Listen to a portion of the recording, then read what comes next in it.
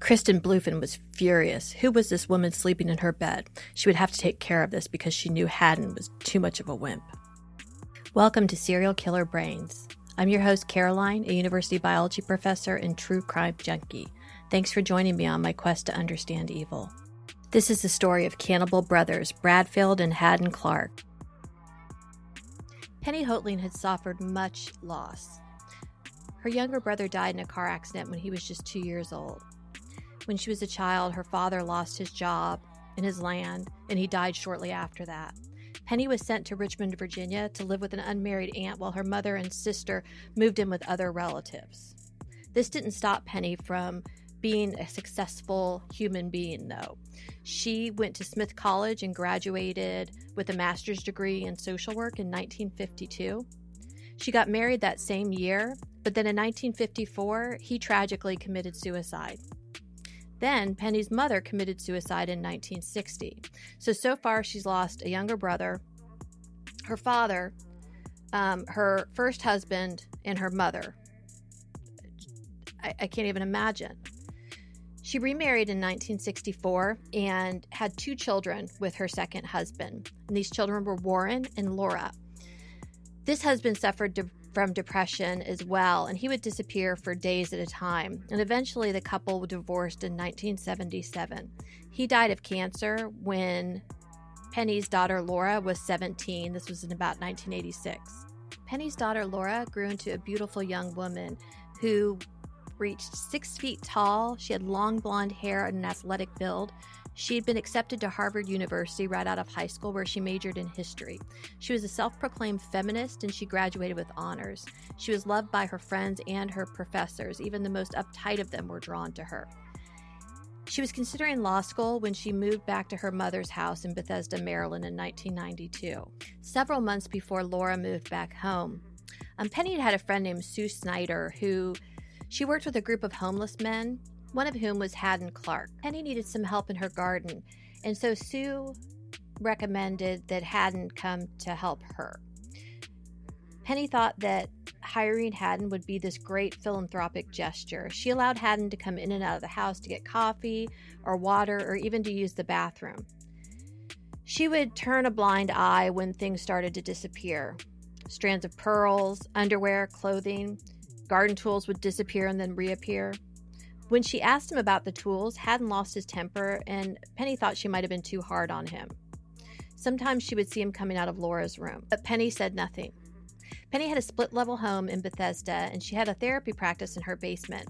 Her daughter Laura had been in Philadelphia and was coming back to stay with her. She decided what she was going to do next. To bide her time in 1992, Laura worked as an administrative assistant for a female-led communications company. Laura was destined to be successful, and she had her whole life ahead of her. On October 12th, Penny told Hadden that she was going out of town for the week from October 17th through the 25th. And October 14th, Hadden went to a hardware store and he purchased the following items.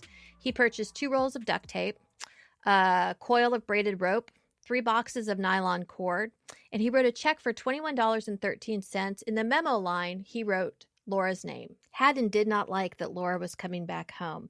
He felt that Laura was going to take his place in Penny's heart.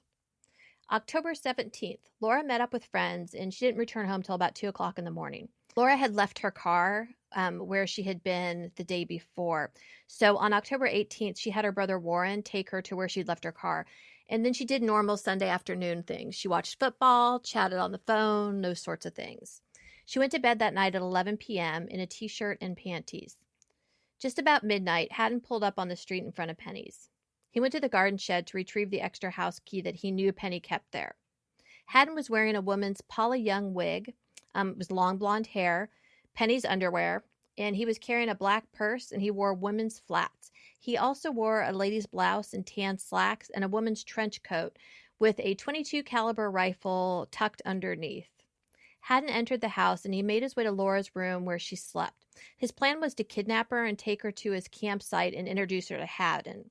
So at this point, Hadden was in full-on Kristen Bluefin persona, his alter personality. You see, Hadden had multiple personalities. One was Kristen Bluefin. and Kristen Bluefin was the one that was typically in charge. Then there was Nicole, Kristen's evil daughter, who was the one who killed Michelle Dorr. Hadden was too much of a wimp to do the killing himself, so he left it to his female alter egos to do his dirty work for him. Kristen Bluefin poked Laura with the rifle to wake her up, and he asked her why she was in Kristen's bed, and then asked why she was wearing Kristen's clothing, and then he instructed her to call him Laura. Laura replied, "You are Laura, please don't hurt me." Hadden then made her swear on the Bible that Hadden was Laura. Kristen made Laura get up, undress, bathe, and like I said, he had planned to abduct Laura and take her back to the campsite so he could introduce her to Hadden. Kristen had Laura lie face down on the bed. He bound her wrists and ankles with duct tape, then turned her back over and duct taped her mouth. But Kristen was so wound up that Kristen kept wrapping the tape around her head, around Laura's head, covering her mouth, nose, and eyes. And eventually Laura suffocated. Kristen actually tried to cut the tape off of her once Laura stopped moving, but claims to have missed and stabbed her in the neck, which caused blood to spill on her sheets and onto the mattress pad. Kristen wanted Laura's earrings but could not get one of them off, so instead of working it out of the earring hole, Kristen cut off Laura's earlobe.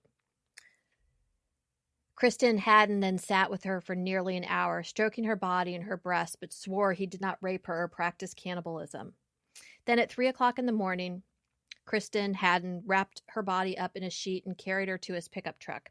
He got rid of all the bloody evidence from inside, took Laura's clasp ring, a crystal unicorn, her camera, and some other jewelry in her briefcase. Then Kristen lay down on her bed, and for a few hours, Kristen was Laura. Hadden rested. At about 8 o'clock in the morning, Kristen Hadden left the house, wearing that same blonde wig, the trench coat, slacks, women's flats, and white socks, carrying a black purse.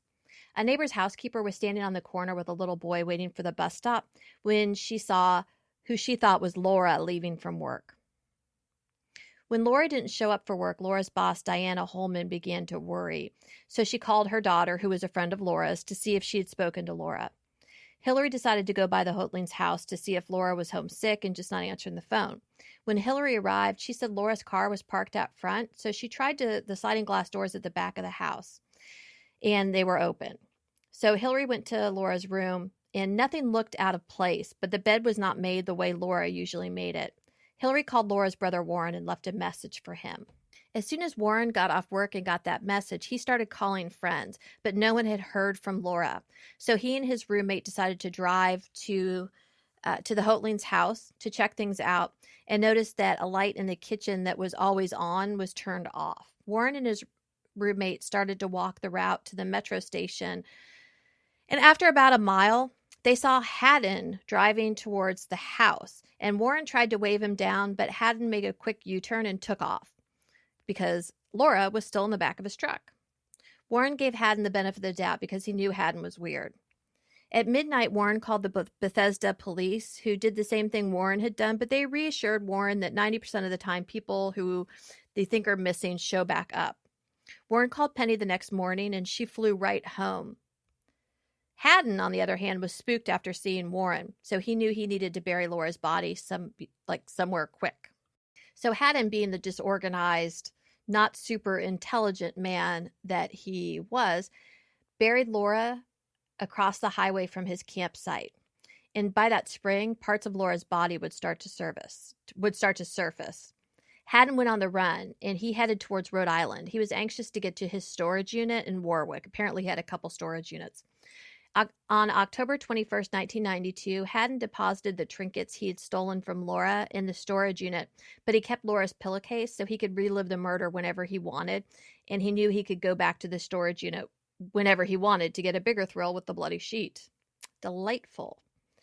Montgomery County Bethesda police detectives wanted to talk to Hadden after Warren and Penny had mentioned his name. When the detective who was investigating Laura's disappearance called in Hadden's name, another officer asked if Hadden wasn't the one who was a suspect in the Michelle Dorr disappearance. Penny, however, did not think that Hadden had anything to do with Laura's disappearance. In fact, Hadden even mailed a sympathy card that said, quote, "Just please give me a call when you are ready to do some gardening again. I can bring you some bagels on Friday, too," end quote. Detectives called Hadden and asked him to come in. Hadden took Laura's bloody pillowcase and threw it by a tree in the woods. Let's take a quick break to hear a word from the show's sponsors.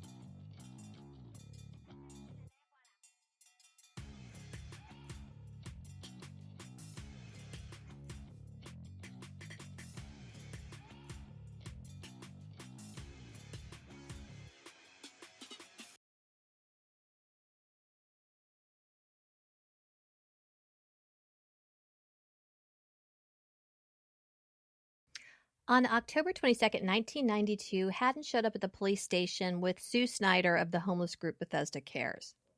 When asked about his movements, Hadden said this is what he did on October 18th and 19th. He watched the World Series at the malt shop above the Dancing Crab on Sunday night, but he only had coffee. He bedded down at the North Bethesda United Methodist Church in the parking lot. Sometimes he would sleep in his truck in the parking lot. And he slept until about 9 o'clock the next morning. He got up and went grocery shopping, which I have a hard time believing since he ate rotten, disgusting things that he would find and let them rot. It was really disgusting. He tried to do some gardening for a family, but they weren't home. So he went to a skate shop, and then he went to Bethesda Cares twice. He says he helped out a homeless man named John. He did his laundry, took a shower, and on the way back to church to sleep for the night, he said he ran into Warren, who he thought was a carjacker, so he went to a different church to sleep and worked on his Christmas cards. Aw, isn't that nice, Hadden, working on his Christmas cards? When Hadden and Sue left the police station, Hadden started to sob, and when Sue asked him what was the matter, he told Sue he just felt so bad for Warren and Penny. I'm sure he did. On October 21st, 1992, the police came to Penny's house to search the house, and they brought a canine unit with them. The dogs sniffed around Laura's room, around the rest of the house, got a scent, and then they went to the woods behind the North Bethesda United Methodist Church with the canine. And the canine unit quickly found Laura's pillowcase that Hadden had thrown over by a tree. They also found a bunch of women's clothes, including a bra, a blouse, women's shoes, and lots of lingerie, all which belonged to Penny. The pillowcase was placed there more recently than the lingerie, though. Back at the house, they used luminol in Penny's room, and half of the mattress lit up. So luminol is a chemical that when it interacts with blood and you then put a light on it, like a UV light on it, it'll light up if there had been blood present. So even if you can't see blood with the naked eye, luminol can still show you that there had been blood there. They also found a hair from a wig and a man's hair from the head in Penny's room as well. So the detectives went looking for Hadden, and they found him a few hours later. There was a TV crew following the detectives, so when Hadden got pulled over, there was a TV crew there. One of the detectives told Hadden that they needed his help finding Laura, and when Hadden saw the cameras, he dramatically dropped to his knees and began crying. He said, "I'm so scared. Oh, God, I just want to die." He went on to tell the camera crew that the days of the Rockville Rocket were numbered and that because of all the publicity, he would never work again. He went on to say that he was just a homeless man and that he had no friends and he would be jobless after this. Poor, poor Hadden. The police brought him in to question him and asked him if he thought Laura was pretty. Hadden told them he hadn't paid much attention to her. Detectives told him that his fingerprint was on a bloody pillowcase that they found in the woods. At this point, Hadden started to cry, and he pulled his hat down over his eyes. Detectives asked him what he did with Laura, and Hadden told him that he didn't remember. The only thing he confided to the cops is that he dressed in women's clothing. The cops had a search warrant the next day and took Hadden's truck. In his truck, they found a mileage log, bed sheets, a checkbook log. Checkbook stubs and statements showed the incriminating check to the hardware store and showed that he had rented several storage units and P.O. boxes. So remember that check that Hadden had written for $21.13 that in the memo line he wrote Laura. A couple of items would perplex the detectives. A hand-drawn map, an eyeglass case filled with dirt that was not native to D.C. It looked like it came from somewhere near the ocean. And this will be important later. Hadden had been in one of his storage units twice on the day that Laura disappeared, so they wanted to get into his storage unit. After seeing Hadden on TV, several people from one of his former jobs, a place called What's a Bagel, they called him with tips of where Hadden's campsite was, and that they also revealed to the police that Hadden had remarked that he wanted to have sex with Laura. By this point, Penny realized that whoever had killed Laura or taken Laura or whatever must have had a key to the house to be able to get in the way they did. On October 30th and 31st, 1992, Hadden went on the run. He headed to Rhode Island and to his storage unit in Warwick. The gal that worked at the storage unit there asked Hadden what he was doing, and Hadden told her that he was getting his father's ashes, which was a lie because he had actually taken his father's ashes and spread them 2 years earlier. In his storage unit, he got together all of Laura's items and he drove to Wellfleet, stopping halfway to dump some of the incriminating evidence. Once he made it to Wellfleet, that's where his family home had been. He made it to Wellfleet by the afternoon and he went to the Pleasant Hill Cemetery. He was in such a frenzy to get Laura's stuff hidden that he backed into the cemetery and knocked over a gravestone, but he couldn't dig up what he wanted because there was a woman nearby praying at a grave. Hadden left the graveyard and drove to his sister's place in Rhode Island. Hadden made it to his sister's place, and when he got there, he told her that the police were trying to pin a crime on him because he was homeless. He didn't stay long, telling Allison that he needed to keep moving. He went back to the cemetery in Wellfleet, and by this time it was Halloween night. He didn't think anyone would be in the graveyard, so he dug between his father's and grandfather's graves looking for his buckets of treasure. These buckets of treasure would contain more than 200 pieces of jewelry, watches, and trinkets from his victims over 15 years. According to Hadden, much of it was from women he supposedly murdered, and this came out much later. Under his bucket, he had the remains of a little girl supposedly named Sarah, who he had killed and partially eaten back in 1985. But all this information came out much later in a way that we will discuss in the final episode next time. Hadden took his bucket of treasures and buried it at the back of the property that Silas and Edith had lived. On November 1st, 1992, there was a memorial service for Laura. Around this time, evidence came back matching the bloody fingerprint on Laura's pillowcase with Hadden. So even though the police had told him that it matched his fingerprint, they still, because the police can lie to you, they had to wait for that to come back, for the evidence to come back. So the night that this information came in, the police went to arrest Hadden, and they found him at 1017 in the parking lot of the First Baptist Church in Bethesda. So for whatever reason, he was on the run from the police, but he went right back to Bethesda after getting his bucket of trinkets and moving them. They found Hadden in his truck under a quilt, snuggling with a one-eyed teddy bear. So cute. When they told Hadden he was under arrest for the murder of Laura, Hadden just shrugged. The police got Hadden back to the station, and they started to interrogate him, but none of the cops had read Hadden his Miranda rights. The Montgomery police were embarrassed and pissed off that they had let Hadden get away before, so even though Hadden asked for his lawyer more than 100 times, they ignored him. They were convinced that Hadden killed Laura and Michelle Dorr. They set up the interrogation room to look like a living room, and they picked 3 attractive female detectives to interrogate him. They tried many different tactics in order to get him to admit to what he had done. They tried to be seductive, motherly, crude, but nothing worked. They asked him if he was into necrophilia, animals, incest, but Hadden just kept asking for his lawyer. This went on for hours. The female detectives had underestimated Hadden's intelligence. At 2:52 a.m., Sergeant Garvey, who was the investigator on the Michelle Dorr disappearance, he went in to talk with Hadden some more. Garvey started to intentionally mispronounce Hadden's name. He started calling him Hayden. He asked Hadden if Hadden recognized him, and Hadden said he didn't think so. Garvey then pretended like he just remembered having interviewed Hadden about Michelle. He brought out Michelle's missing poster, and Hadden threw it on the floor. He brought out a bathing suit like the one Michelle had been wearing that day and told Hadden that he knew he had felt the bathing suit before when he put Michelle on his shoulder. This made Hadden shudder. So when Garvey left the room, they heard Hadden saying, "Oh boy, you want to go swimming? They got you a bathing suit, you know that? I'm going to take you swimming." Finally, Hadden started to speak in a feminine voice and told them he buried Michelle under his childhood treehouse. He was lying, of course. Hadden was booked at 6:10 in the morning. Let's take one more quick break to hear from some sponsors.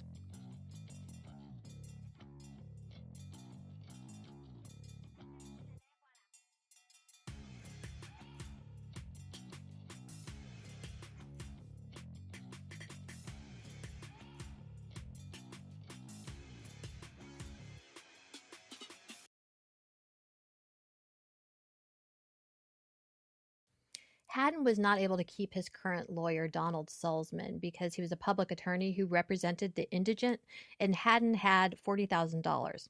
So he retained lawyers from the firm of John C. Monahan. The lawyer, Benjamin S. Vaughn, normally defended hospitals from malpractice, so he may not have been really equipped to defend Hadden. Hadden was being held without bond at Montgomery County Detention Center. He saw a female medic while he was there and immediately told her that he was not signing autographs that day, but she didn't know who he was.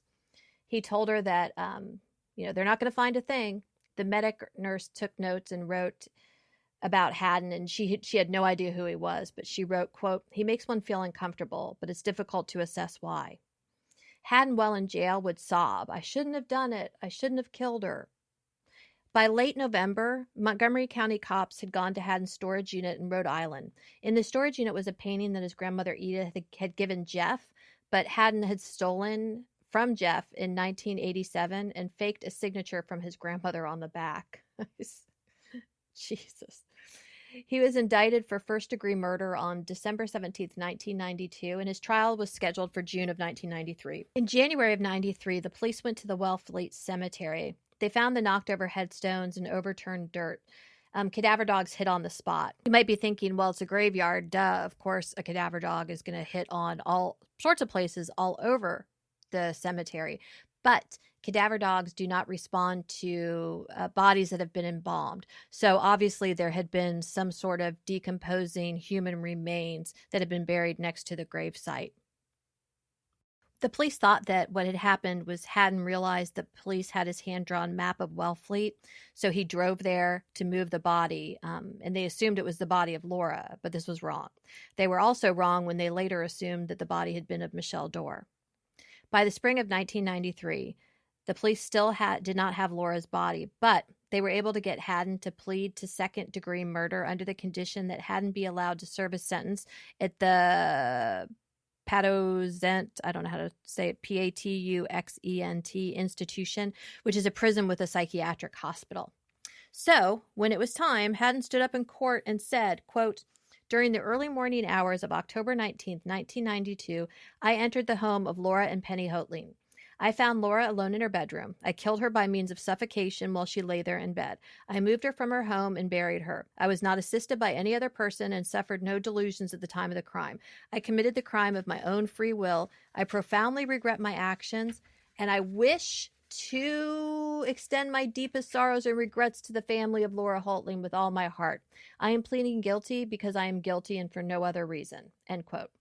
He immediately told his lawyers where they could find Laura, which was right near his campsite. Hadden was sentenced on June 25th, 1993. During sentencing, it came out that Hadden had a malfunction in the left lobe of his brain, and we'll talk about that in just a minute. But he was not sent to the psychiatric prison. He was given a maximum sentence of 30 years, and he was sent to the Eastern Correctional Institution. He would spit in the drinks of other convicts, or he would pour salt into their coffee instead of sugar, and he was often put into protective custody because of this. In August of 1994, Hadden was sent to the Patuxent institution to undergo a 6-month evaluation. He was rejected from entering into any long-term psychiatric programs for some reason. Hadden began to tell anyone who would listen about how he killed Michelle, and he gave so many details that several of the other prisoners were totally disgusted by him, and a couple of them recorded his confession. As a result of Hadden's confessions, in September of 1995, police went to Jeff's house on Sudbury Lane, and they pulled up the floorboards and carpet of Eliza's room and sent it off for mitochondrial DNA analysis.